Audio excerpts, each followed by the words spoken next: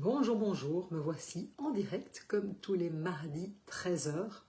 Et donc aujourd'hui, un nouveau rendez-vous de couple. Je vois que je sois bien en direct. Donc un nouveau rendez-vous de couple, c'est le 5e d'une série de 8. Et l'idée, attendez, je vais juste, si vous êtes d'ailleurs là en direct, soyez gentils, mettez-moi un petit pouce. Et puis comme d'habitude, si vous me voyez en replay, eh bien merci de mettre un hashtag replay et puis surtout de me faire part de vos commentaires. C'est toujours extrêmement riche pour moi. Donc comme je le disais, notre 5e rendez-vous d'une série de 8, qui sont les 8 rendez-vous essentiels du couple. Et ici l'idée, vraiment, c'est de pouvoir justement initier des conversations dans son couple, mettre des choses à la conscience. C'est vrai qu'on a déjà parlé, dans nos rendez-vous précédents, on a parlé d'engagement, de sécurité, de désaccords, comment on gère nos désaccords. On a parlé d'intimité, qu'est-ce que l'intimité pour chacun de nous dans le couple. On a parlé d'argent aussi, sujet qui reste quand même éminemment tabou et pas toujours évident d'en parler. Et aujourd'hui, on va parler d'un sujet qui nous concerne tous, qui est la famille. Parce que c'est clair qu'on vient chacun, évidemment, d'une famille.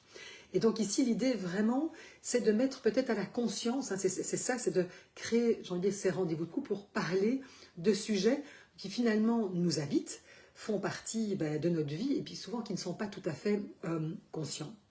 Alors, c'est sûr que quand on arrive au couple, évidemment, on arrive avec, ce que j'ai envie de dire, notre héritage familial. C'est-à-dire qu'on a tous, chaque enfant, chaque personne a une histoire familiale et on va porter évidemment des modèles familiaux, des valeurs, des habitudes, etc. Et même parfois sans en avoir conscience. C'est clair qu'il y a beaucoup de choses qui sont très inconscientes. Et donc l'idée, évidemment, ici, c'est de remettre de la conscience à ces choses qui nous habitent. Et donc, quand on rencontre l'autre, dans la rencontre amoureuse, il y a deux mondes différents, en fait, desquels on vient, qui vont évidemment se découvrir, parfois avec beaucoup de douceur, de joie. Et puis, souvent, moi, ce que je vois évidemment dans mes consultations, c'est que aussi, parfois, avec des frictions, ou même carrément, je veux dire, des très grosses frictions. Et donc, ici, comme je le disais, l'idée de ce rendez-vous ici, c'est de mettre à la conscience tous nos héritages invisibles qu'on prend avec soi dans son couple. Et donc de voir aussi, d'en prendre conscience, et puis surtout de voir comment on va avoir envie de faire famille. Et donc, comme je le disais d'abord, c'est important de comprendre nos modèles familiaux. Dans nos familles d'origine, en fait, c'est un petit peu, j'ai envie de dire, comme un laboratoire. C'est un peu notre laboratoire relationnel. C'est là qu'on va apprendre comment on se parle, comment on communique, ou même on ne communique pas, mais ne pas communiquer, c'est toujours quelque part communiquer, comment on s'aime, comment on va gérer les désaccords, comment on parle d'argent, ou on n'en parle pas, si on parle de nos émotions ou pas. Donc vous voyez, et en fait, on vient, chacun, évidemment, on est imprégné de tout ça, et souvent on pense, très souvent, que notre façon de faire est, j'ai envie de dire, normale. Et donc déjà, peut-être la première question à se poser pour soi-même, et puis aussi dans son couple, c'est de se dire, mais au fond, tiens, par exemple, dans ta famille, comment est-ce qu'on exprimait les émotions? D'abord, est-ce qu'on les exprimait ou pas? Est-ce qu'on en parlait? Au contraire, on les cachait? Quelle place occupaient les traditions? Quelle place occupent les traditions dans ta famille? Les fêtes, les repas de famille, les anniversaires, comment ça se passe? Parce que moi, je vois parfois dans des couples à quel point, par exemple, les fêtes d'anniversaire peuvent devenir un sujet de friction parce qu'on a des modèles familiaux très différents de comment on gère les anniversaires. Moi, je me souviens d'un couple qui me disait, moi j'en ai marre, chaque anniversaire, il faut que ma belle-mère soit là. Parce que dans la famille d'origine de madame, les anniversaires étaient un moment qu'on passait toujours en famille et avec sa famille d'origine. Et le mari, lui, souffrait du fait de devoir avoir sa belle-mère à tous les anniversaires et que de temps en temps, il avait peut-être envie de faire autre chose. Ouais, donc c'est intéressant de comprendre, comment ça se passait dans les familles d'origine.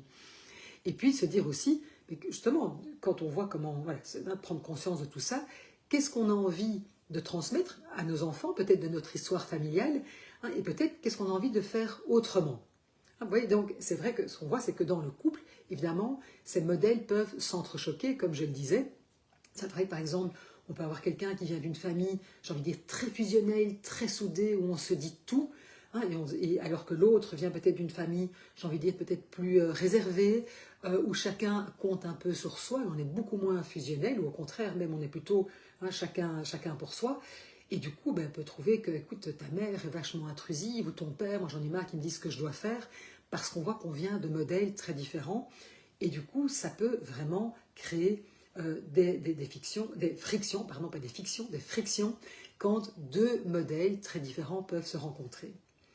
Alors, c'est sûr qu'évidemment, ce dont il faut prendre conscience, c'est que déjà de nos différences, ce qui fait aussi toute la richesse de ce qu'on va amener chacun dans le couple, mais aussi de voir les loyautés invisibles.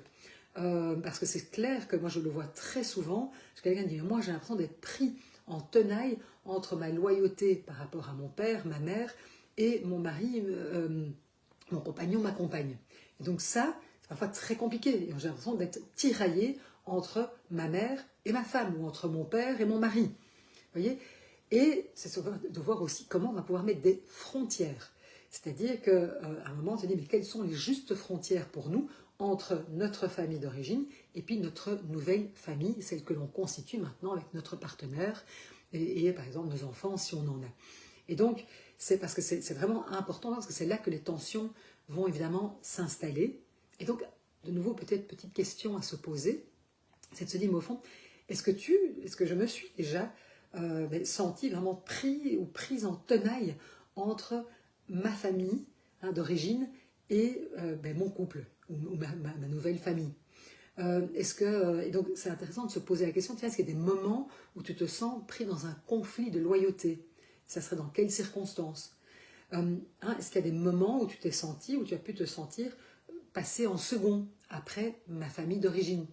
Et donc, du coup, et ça peut générer des grandes souffrances. Moi, je le vois souvent, j'ai déjà vu beaucoup dans des conflits de couple, c'est un des grands sujets, avec notamment la sexualité et l'argent, ce sont les familles. Moi, je dis toujours, il y a vraiment il y a la sexualité, l'argent, les tâches ménagères et la famille d'origine. Ce sont souvent les grands sujets de dispute, ou en tout cas de désaccord ou de souffrance dans le couple.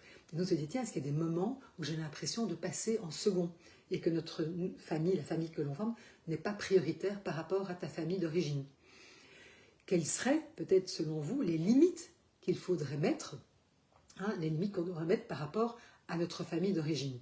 Et ce qui est important vraiment quand on parle de limites, de mettre des frontières, ça ne veut pas dire couper le lien, parce que parfois c'est comme ça. Et même si parfois, parce que moi je vois aussi des parents qui peuvent exercer un certain chantage, qui peuvent culpabiliser leurs enfants, même leurs enfants adultes, en disant tu ne nous aimes plus, on n'a plus d'importance pour toi. Ce n'est pas parce que je mets un moment, une limite, je mets une frontière que pour autant je coupe le lien.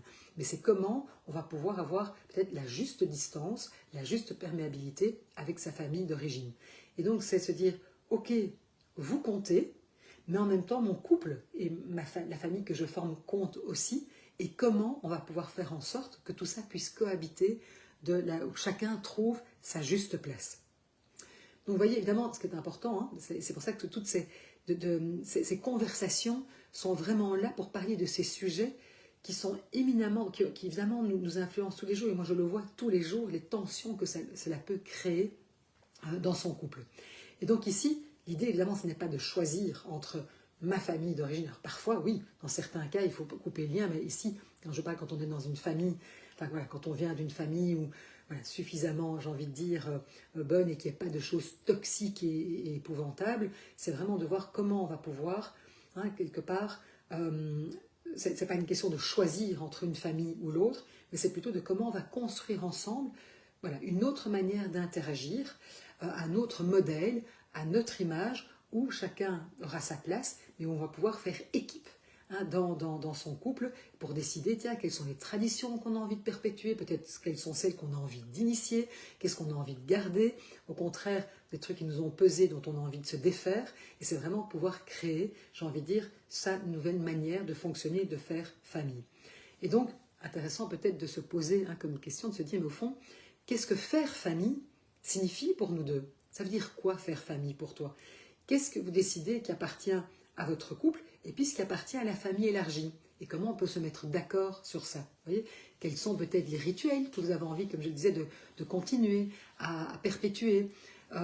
Et voilà, quelle est un petit peu la couleur unique de votre couple par rapport aux familles, à vos deux familles d'où vous venez? Et donc vraiment c'est ça, c'est l'idée, c'est de pouvoir créer, j'ai envie de dire, une entité suffisamment solide pour que l'on puisse s'ouvrir au reste du monde, sans danger. Donc vous voyez, quelque part, c'est vraiment ça l'intérêt de ces rendez-vous de couple, hein, c'est de prendre conscience, en fait ici par exemple, de nos histoires familiales et de comment elles vont colorer évidemment notre façon de faire famille dans notre couple. Et donc c'est un petit peu, comme je dirais, c'est comme si on allumait un peu voilà, une lumière et de vraiment prendre conscience de tout ça, des influences familiales, de nos loyautés, hein, de nos attentes, mais aussi de toutes les belles valeurs qu'on nous a transmises, de nos forces et de tout ce qui nous habite. Hein, donc c'est vraiment ça. Et donc c'est vraiment pouvoir apprendre, quelque part j'ai envie de dire, à faire famille, peut-être autrement, et voir ce qu'on a envie de prendre, ce qu'on a envie de laisser, ce qu'on a envie de créer tous les deux. Voilà, donc c'est vraiment, hein, donc ce que je vous invite à faire, c'est vraiment de réfléchir, de se dire, tiens, qu'est-ce que nos familles respectives ont laissé en nous, hein, vraiment, et qu'est-ce que je choisis d'en faire aujourd'hui, et comment on va construire notre propre famille. Hein, je vous laisse avec cette petite question en suspens. Ça vaut vraiment la peine de la poser pour vous, mais aussi de vous la poser dans votre couple. Et donc aujourd'hui, hein, c'était ça un petit peu l'idée, c'était de mettre une petite graine, d'aller éclairer hein, voilà, les histoires familiales, nos racines, et puis surtout aussi les frontières, hein, les limites que l'on va mettre. Et je vous donne rendez-vous la semaine prochaine pour un... Voilà, on va changer complètement d'énergie, on va être dans quelque chose, parce qu'on va parler de plaisir, on va parler de joie, on va parler de légèreté dans le couple, parce que ça aussi, c'est super important, comment justement retrouver le goût d'être ensemble pleinement dans la joie. Donc moi, je vous dis rendez-vous la semaine prochaine, et puis n'oubliez pas qu'à l'issue de ces 8 rendez-vous, l'idée c'est que à votre demande, je vous ferai parvenir un petit résumé de ces 8 rendez-vous et des questions. Comme ça, vous aurez un petit récapitulatif. Et puis, si vous avez manqué les précédents et que ces sujets vous intéressent, sachez que vous pouvez tout retrouver sur ma chaîne YouTube, donc Valérie Claes, Ose ta vie. Je vous remercie, je vous souhaite une excellente après-midi et je vous dis à la semaine prochaine.